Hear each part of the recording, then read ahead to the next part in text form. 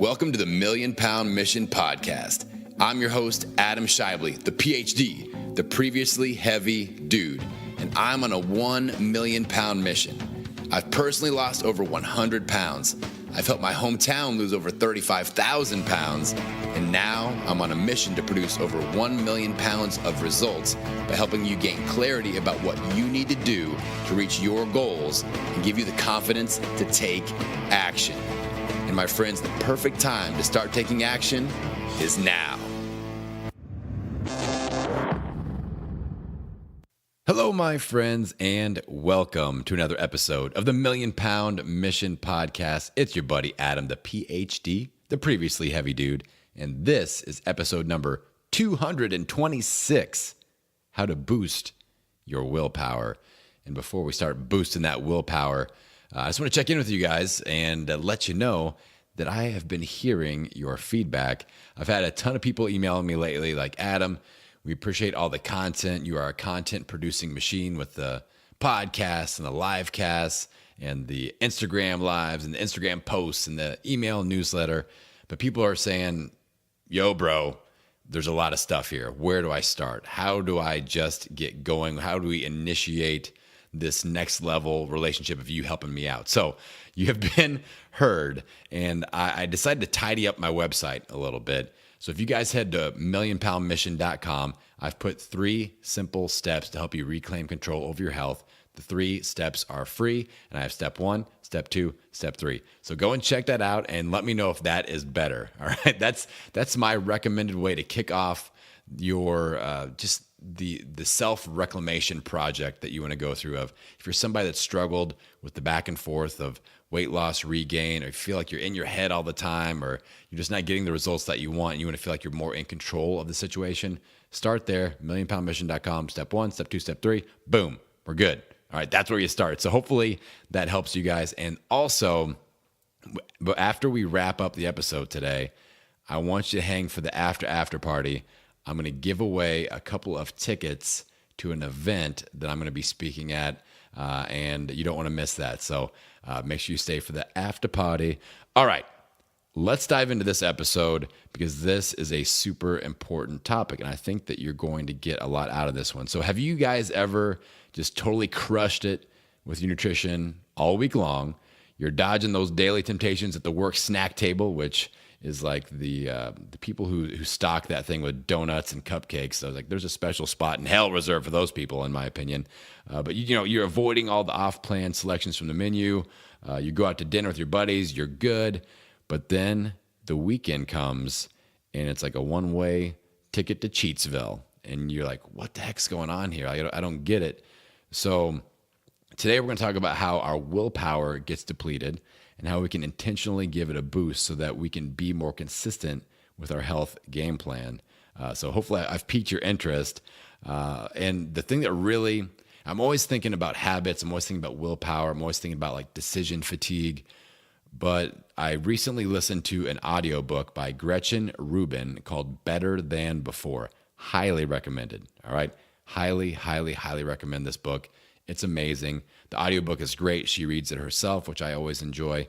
And if you're somebody that this whole message that we're talking about today, if it vibes with you, you'll love the book. So just get it and check it out. I'm working on getting Gretchen on the show. I've got an in, and we're working on that. But this is an important topic, and I think that's a great resource. So a lot of my ideas that I got here came directly from that book. So shout out to Gretchen, and we'll look forward to having her on the show. Now, I'm going to give you an example of a client that I've been coaching, and it's a direct example of what we're kind of focusing on here today. So this individual is a medical professional, and they would go throughout the week where, you know, medical sales reps, the way they kind of get in good is they bring food into the office. Like, let's buy you lunch. We're going to bring you pizza. We're going to bring you donuts in the morning. So they just try to bribe the medical professionals basically with all this food. They probably wouldn't like me saying that, but that's basically what it is. And this hoard of food gets stockpiled in their break room, and it's just there, and all the smells and all the tasty treats, they're all there.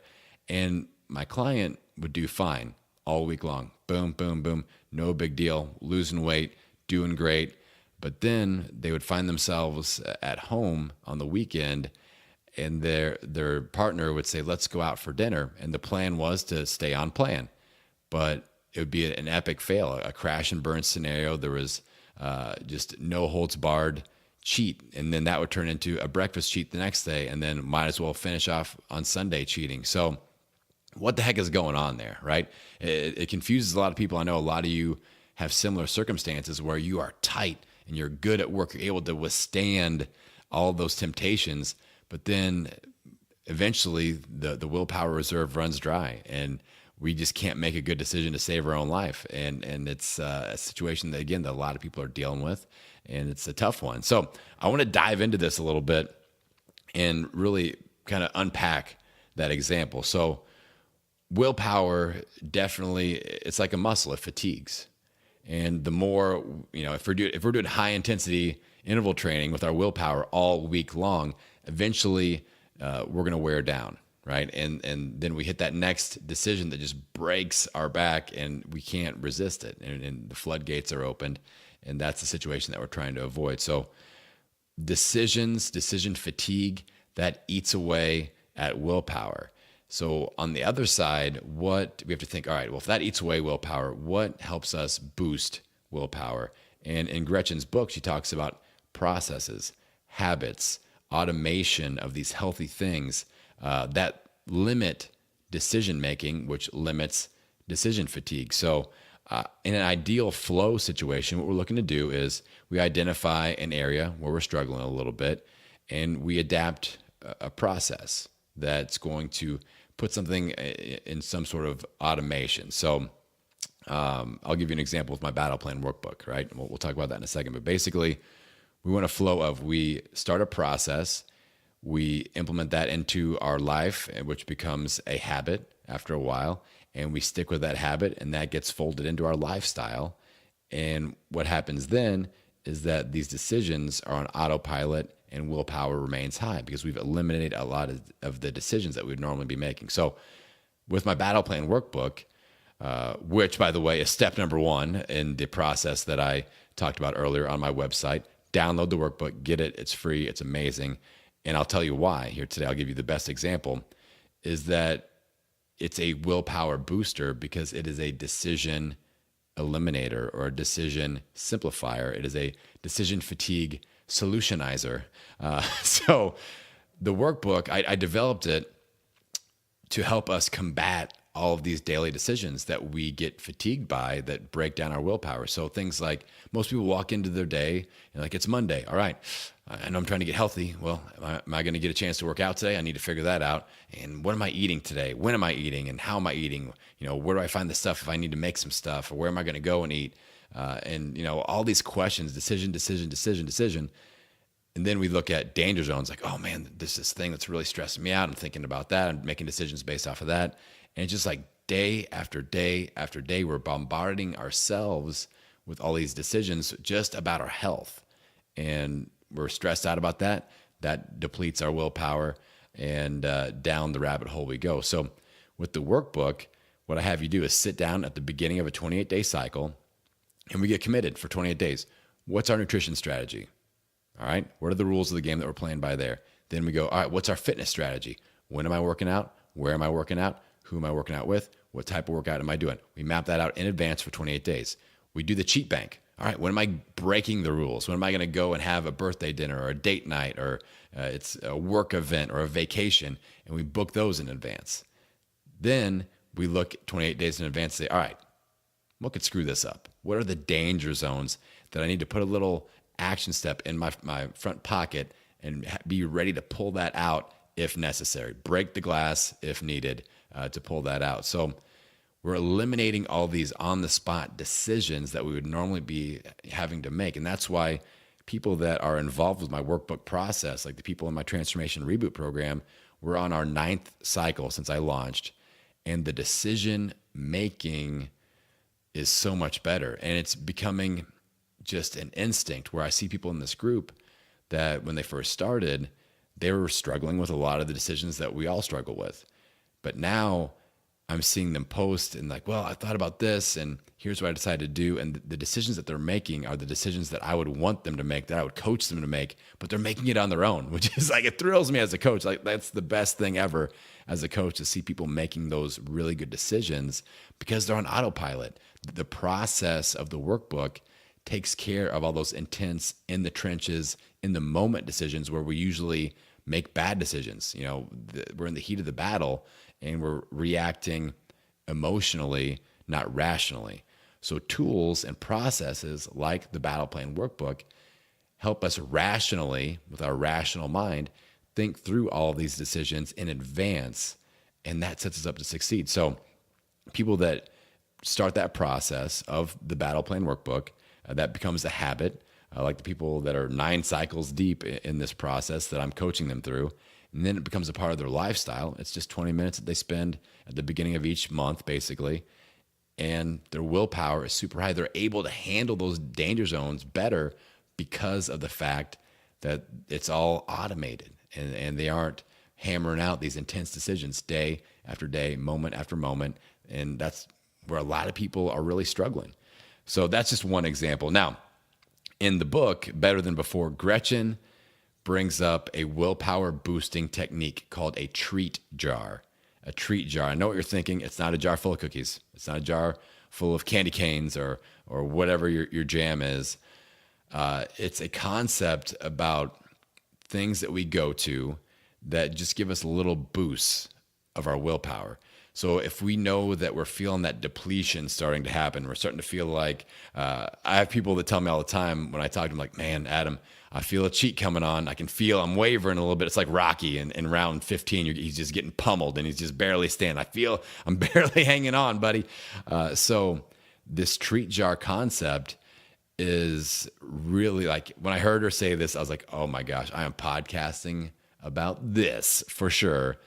So again, it's not an actual jar of treats. It's a virtual mindset jar of treats and strategies that we can go to give us a little nudge in the willpower department when we need it. So what you do is you come up with healthy action steps or tasks or just things that you really enjoy doing. And so this can't be like the fake you in your mind of things that you wish you enjoy doing. It can't be like, well, I'm going to do 10 push-ups. If you hate doing push-ups, it will not work. All right. So things that when you mention these things, you're like, yes, that relaxes me. I love doing that. I would love to do that to take a break from a stressful day. So things for me that go into my treat jar that I've been using this, things like reading, learning something new, listening to podcasts, working on just a random creative project, talking to my podcast buddies, walking the dog, exercising, stretching, meditating, journaling, going outside in the sunshine, talking to my family and friends, playing with my kids. So those are all the things that go into my treat jar. And when I notice that I'm getting just a little bit stressed out, I feel that anxiety raising, I feel like my willpower is being depleted, I feel like I'm making lots and lots of decisions, I go to the treat jar for 10 to 20 minutes. And that's important too, where we have to really, we don't want to confuse the treat jar concept with procrastination. It's not like, oh, there's this project that I have to work on. I'm going to the treat jar for the next 4 hours because Adam said I could. We're talking 10 to 20 minutes, a little reboot, a little boost in our mindset. So for me, like going on YouTube and watching Will Ferrell videos, that is part of my treat jar. It's a distraction, but it makes me laugh and it kind of replenishes me a little bit and it boosts my willpower up. Meditation, same thing. Playing with my kids, same thing. So again, it's not, you're not procrastinating on something that's important to do, but if you just start to feel like that nervous twitch starting to happen again, like Rocky Balboa in the round 15, barely standing on your feet, you feel like that cheat is coming on. Go to the treat jar a little bit and see if you can replenish that willpower. And I've been using this technique for the last couple of weeks and I really, really, really like it. So I think that you guys could implement this as well. And don't use my stuff. I mean, you can, if like reading is something that you really look forward to and really rejuvenates you mentally and replenishes your willpower a little bit, then use that. But I think it's worth your time to take maybe 10, 15 minutes after you get done listening to this episode and think like, what is my treat jar? What are the things that pretty much no matter what, I will always say yes. Like, yes, I love reading that blog.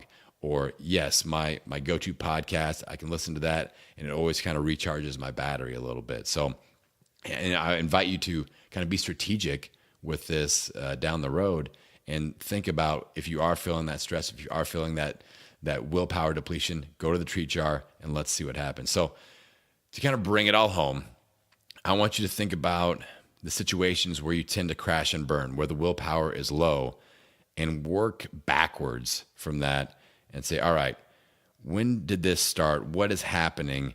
Where could I potentially implement a process that turns into a new habit that gets folded into my lifestyle, which creates automation and fewer decisions? So maybe it's at work. Maybe it's at home with relationships. Maybe it's just frustration through figuring out how the hell to get your weight in check or get your diet implemented. So think backwards from those points of willpower crash and burn, and see if we can, again, identify a habit that kicks off the whole situation. But then also think about treat jar scenarios of, okay, just being present and realizing that, all right, things are starting to get depleted. I need to go to the old treat jar, use this strategy, and then report back to me and let me know how it's going. This is kind of experimental stuff that I've been working with, that I've been seeing benefit from, but I want to see what happens with you guys. Now, I hope that you enjoyed this whole topic. I want to do something that I've never done before, and I mentioned it in the intro. I've got 2 tickets to an event called Growth Now Movement Live. I'm going to be there speaking on a panel as a movement maker. But my friend Justin Shank from the Growth Now Movement podcast, he's putting on an event. I'm super, super proud of him because the dude has just gone all out. This is his first big event. He's got amazing speakers. Fabio Viviani will be there. Fabio was on the podcast, I believe it was episode 132 of my show. But he'll be keynote speaking. Coach Cav will be there. Cav's been on my show. Albie Manzo will be there speaking. But I'm going to give away 2 tickets to podcast listeners. The event is at the end of May 2019. So when this episode goes live, I'm going to pick 2 people that share this episode out on Instagram or Instagram stories. Tag me and you'll be entered to win. I'll pick 2 people if you want to go for free. You got to get there, but the event will be free for you. And it's going to be one heck of a good time. It'll be my personal guests. We'll sit together, we'll hang out, we'll eat lunch together, the whole deal, the full Day of Adam experience. I'm super psyched about it. So good luck to all you podcast fans out there. And I'm just really excited to connect. So on that note, I'm super, super pumped about the community that we're kind of nurturing through this show. I love connecting with you guys. We've been doing a ton of free coaching calls lately, and I just appreciate you guys reaching out, giving me feedback on the show, and that connection, it just means everything to me, and the support that you guys are throwing my direction. When I hear somebody say, like, Adam, I started listening at this episode. I went back and listened from the beginning, and now I've listened to all of them. We're talking 226 episodes. That's a hell of a lot of podcast time with your buddy Adam. So you guys that are making that type of investment, especially, I just appreciate the hell out of you. And if you haven't signed up for a free coaching session yet, that's one way that I can kind of pay it back to you for all that support that you're throwing my direction. So don't be shy about that. But yeah, I think that we are on to great things here. I've got some great ideas for upcoming shows. Got some great guests lined up. And I'm just excited about where we're going. So with that, I want to encourage you guys to take something from this conversation we just had, implement it within the next 24 hours. If you're somebody that really tends to crash and burn when it comes to decision fatigue and low willpower, try some of these techniques out. Get Gretchen's book and see if that makes a difference. And that's how we get out there and out, my friends, every meal, every workout, every day. And I will see you on the next episode. Hey guys, real quick, thanks again for listening to this episode. If you got any value out of this one or any of your favorite Million Pound Mission episodes, I would love for you to give it a share on your favorite social media platform. If you're listening on your phone, it's super, super easy. There are 3 little dots towards the bottom of the screen, and you can click on those, and one of the options will be share episode. And you click on that, and then it'll give you options like Facebook, Instagram, Twitter, and you just share that link out and say, hey, everybody in the world, check this one out. It's a game changer. And tag me if you remember, and that way I can send you a thank you as well. But this really makes a huge difference for me with building the audience, impacting more people. And I'll never hit that £1 million mission goal if you guys don't help me get there by sharing the message out. I appreciate you so much, and we'll see you next time.